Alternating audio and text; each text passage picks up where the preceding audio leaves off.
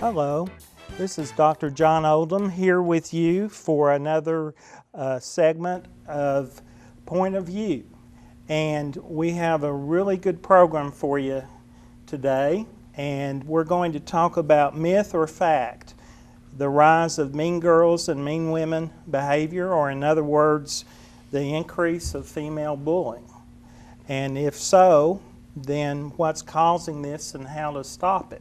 We're very proud to have as guests today Reba Bells and also Jose Perez. And I'm going to let each of you tell the television audience what you do. That way I won't mess up. Okay. Reba? I work with Park Ridge Valley Hospital. I've been there about 16 years, and I currently work in our Cleveland outpatient office. We have an intensive outpatient program for adults who have substance abuse issues, psychiatric issues, and we also do a program for adolescents who have issues with substance abuse, mental health issues. We do a lot of work with the Bradley County Juvenile Drug Court. Right, I knew you did that. Wow. Jose? I'm actually currently a domestic violence facilitator for Chattanooga's certified program. It is called AILS, which is an acronym for Abuse Intervention with Life Skills, and it's really worked wonders in the individual lives of our participants that have actually led to a lot of family wellness. And I really believe in the content and the criteria. The only issue is that we're getting a lot of these guys and women after the fact. And so we're really gunning to take a proactive approach, and we've designed and engineered an organization, but I really like to call it an organism because we are looking to grow and expand and really get the message out there that there's no tolerance for violence, especially when there's alternatives in how to deal with situations properly, respectfully, and most of all, responsibly. So I look forward to this panel, and we'll see what happens. Absolutely, we sure will. You know, I was telling Reba and Jose that a lot of statistics out there, Right. you know, over on this subject, but just a few of them, and I never knew where the word bully came from. But actually, way back in 1530, bully meant sweetheart. Wow. But met guys, a do sweet not bully. call your lady bully.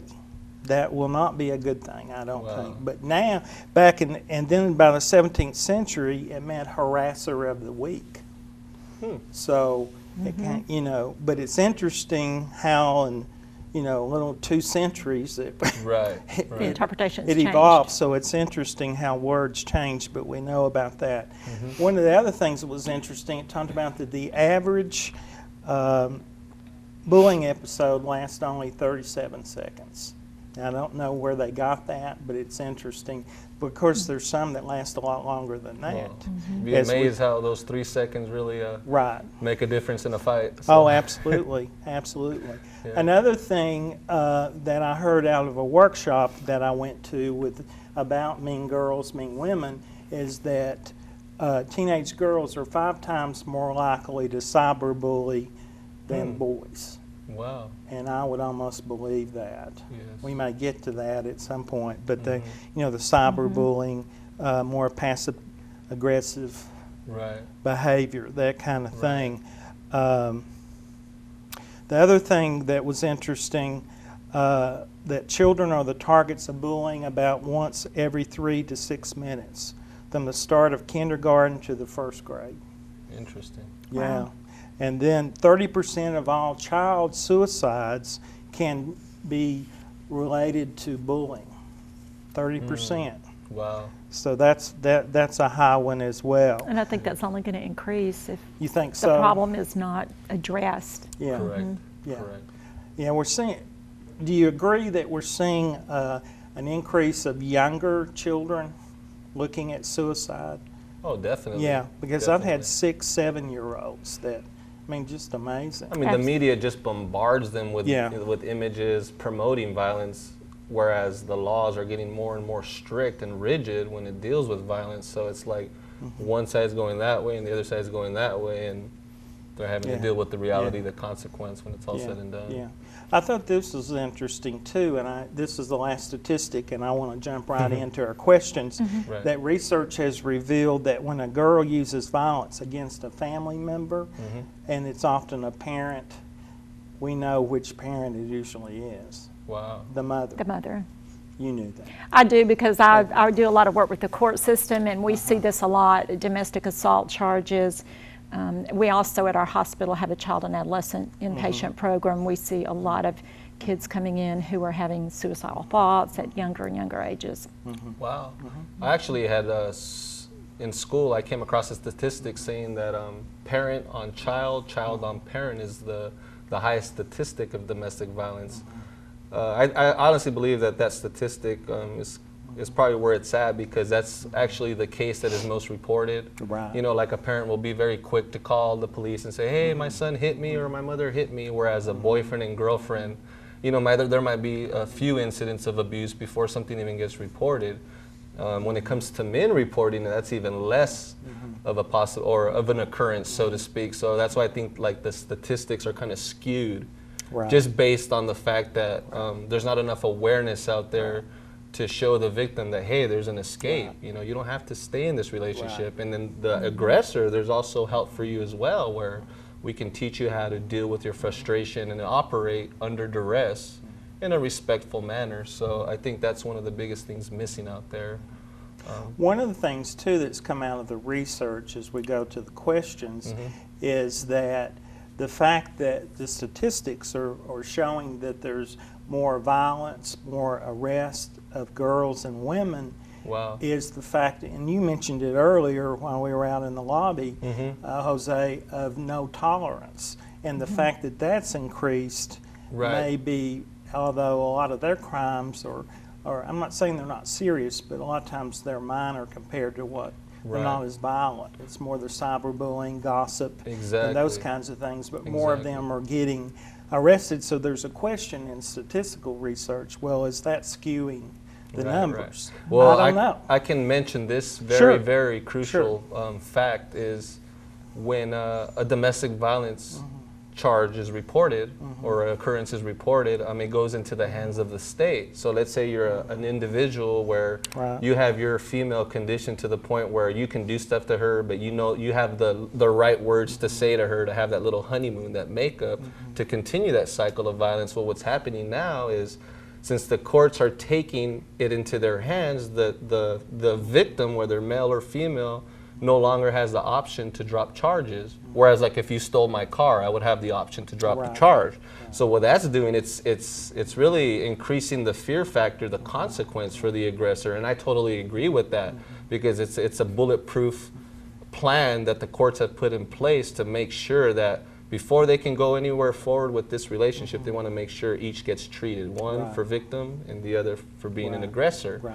And if that doesn't work, then, you know, the next step is you lose your freedom, because freedom is for the responsible, and if you are being violent with others, you're being irresponsible, and there's a place for you if you're like that. So, well, and I think with the technology too, that has led to a lot of the aggression of girls and women, for that matter. It feeds into that, I think. Absolutely, because there's just a huge, it's fast, it's efficient, it's a way to get a large audience. Gossip, rumors, and gossip is a socially acceptable form of aggressive behavior, you know. I really think anger is fear in disguise, if what it all boils down to, because a lot of these women do what they do, and a lot of these men do what they do for acceptance and fear of rejection. So if I don't, complete every little thing on this list for this particular environment that I find myself in, because every environment varies, then I'm not going to be accepted. So therefore I need to compromise what I know is right just for the sake of fitting in. And far too many young adolescents are forfeiting their future just to fit in for a few years. And it's very sad. It breaks my heart, because I was actually one of those people, that was willing to forfeit my future just to fit in and be cool. Well, and that internet reputation that's there now, and kids not getting in college and not getting jobs because of those pictures and things that were on there. Well, and there's a lack of awareness among a lot of the kids that, they send a picture to someone on their cell phone about who will have the ability to see that.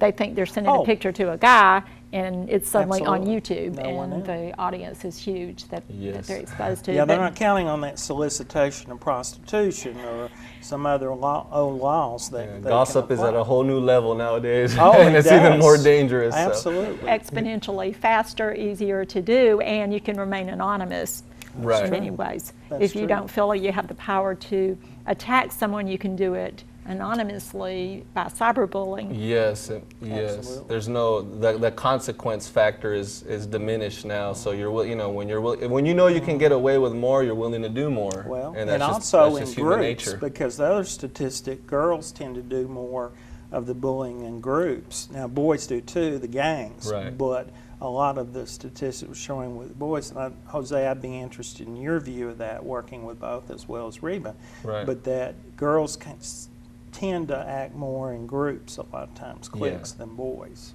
Yeah, Would you all they even agree? used to go to bathrooms in packs. Oh, yeah. Well, man, Yeah, I don't ever think recall that going to the stays- bathroom with a pack of friends when It's I the was buddy young.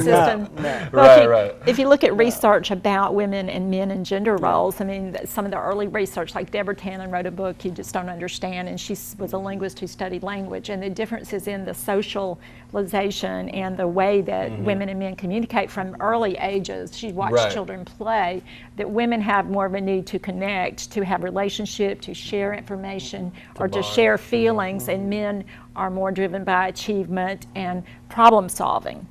And so women have that great need to connect, and we all have the need to belong. Right, But that right. sets them up to be more competitive, and now you have women in the double bind of trying to be the mother, the breadwinner, the single parent, because the majority of children that I work with are being raised by one parent or the other, typically the mom, who's trying to do it all. Reba, let me ask you, as I promised I'll eventually get to the questions, Sure. but I'm enjoying this as Yes. we are together today. What would be the profile of a mean girl, mean woman? I know that can't be exact, but the female bully, what would they be like? Yeah, I think there are different types of bullies, but when the term mean women, mean girls generally refers just to the girl who will backstab, who's very passive aggressive. I mean, Right. women are taught early on to be submissive, don't be selfish, be nice, keep the peace in the family. And so they're discouraged from expressing their anger. Right. And so that can build up, and they learn very early on to attack silently, or to attack in secret, or to be manipulative to get what they want. Right.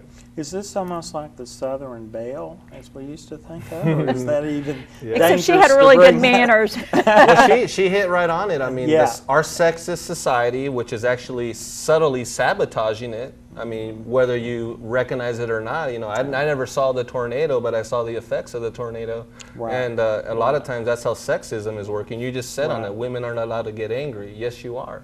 The thing is that you've been conditioned to think that, when a woman gets angry, we look at her, we mock it. Oh, she's crazy, she's hysterical.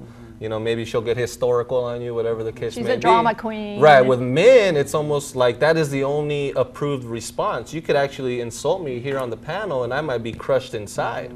But if I'm trying to look good in front of the audience, the only response that they'll agree with is if I get up and get angry with you, maybe challenge you to a fight or something. Everybody watching would be like, oh, that's what I would do.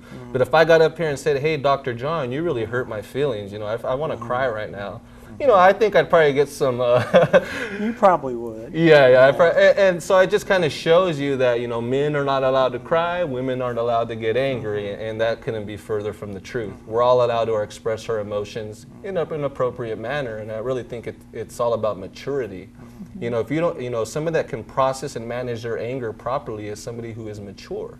So if you're going through relationships and you're experiencing traumatic events that are disrupting or derailing that maturity, once you become an adult, you're not going to really have the skills to properly manage and process your anger so that you're not making decisions that are basically costing you your career or your future. Because a lot of these guys are getting domestic violences on their record, or they call their female and threaten her over their phone when there's a charge called terroristic threats.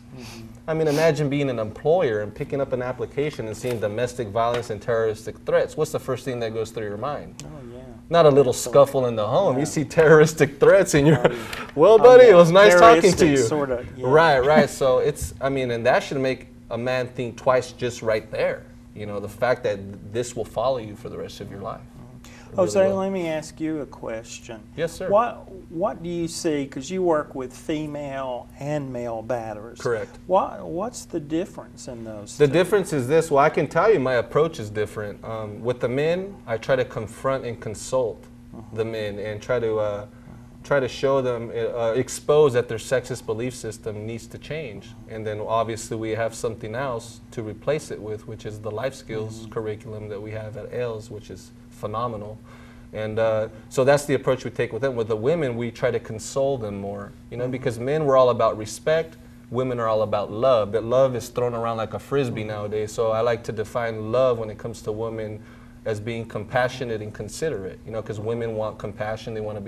They want people to consider and validate them. Right. So I tell men, look, since we struggle in the area of compassion, we need to work in that area. And as leaders, we need to be the initiators, you know, because any leader doesn't blame his follower if he's a good leader. Now, women on the other spectrum, they need to learn how to respect men more, you know, kind of like find out what respect really is for a man.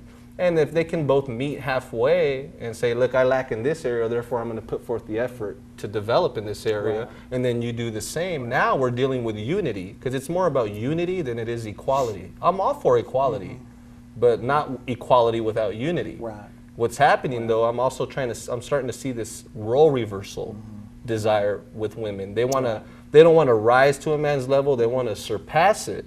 Now men are getting even more aggressive because of that. So we need to find that common ground where, you know, where we can coexist and instead of pointing out the flaws of one another, look for ways to be at peace with one another. And that's through programming, education, example, not having enough fear or not having such a big ego that you don't go and seek help, because, you know, that's the key to success in any aspect of life. You make a very good point of the competitive nature and how that's rising the bar. Yes, it is. You know, and we got Hunger Games right now. I mean, I have no idea what it's about. Yeah, I well, keep hearing about it, but well, I'll you'll eventually find get out. to it. I won't break the news Yeah. to you. The girl I've with the seen- dragon tattoo. Yeah. Oh, Okay. yeah. All of those. Right. you I mean, know. there is a movie Thelma called and Mean Louise. Girls. Right, right. Yeah. A Yeah, Mean Girls. one of the Lindsay greatest- Lohan, who Right. seems to have followed that. Since Right, one of the then. greatest movies that I've ever seen, and maybe they'll give me some royalties because of this, is Never Been Kissed with Drew Barrymore, where she goes back as a high school student. Right. And you just, I saw mean, that movie. it is a powerful movie when it Yeah. comes to the dangers of peer pressure and you know, the facade that a lot of these students put on. And because I went to a school that was very similar like that, like a 90210 type high school. And I was in the minority. I was like one of the only handful of Mexicans there, so I was always looking for ways to fit in, where I almost lost who I was. Yeah.